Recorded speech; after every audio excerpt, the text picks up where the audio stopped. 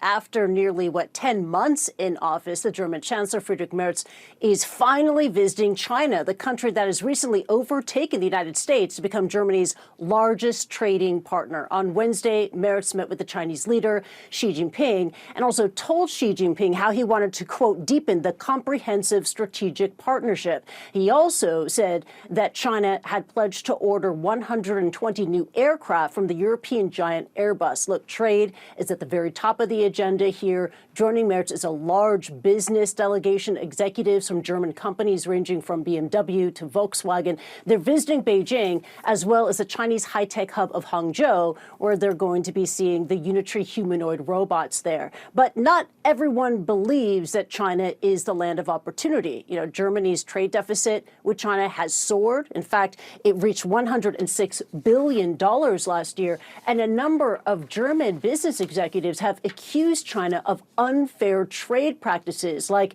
massive subsidies and overcapacity. I want to share with you this statement, a position paper on China that was released before Merz's visit to China. This was released by the Asia Pacific Committee on German Business. And they write this, quote, let's bring it up for you. Chinese competition, systemic risks, dependencies, and distortions of competition have intensified significantly and become a key challenge for prosperity and security in Europe, unquote. However, a statement it was a readout that was released by the Ministry of Foreign Affairs in China shortly after the Merz and Xi meeting on Wednesday had a much more optimistic tone, focusing on the strategic relationship being developed here. And this is what the readout said. Quote, the greater changes and turbulence that the world faces, the more important it is for our two countries to enhance strategic communication, strengthen strategic mutual trust, and work for new progress in China-Germany all-around strategic partnership, unquote. Look, China wants to present itself as a reliable partner, especially now when you have Germany and all of Europe navigating and struggling with just trying to deal with this very rocky relationship with U.S. President Donald Trump. Rosemary. And Kristie, it's not just Merz. A full slate of Western leaders have been visiting China. Why is that? And is this a hedge against the United States?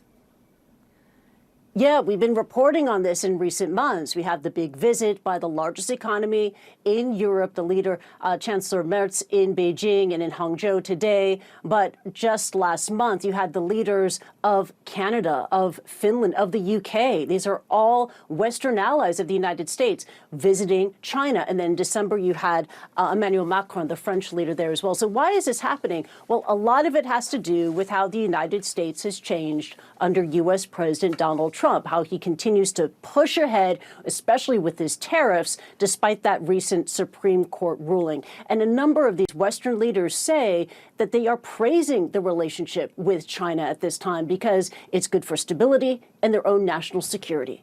Rosemary.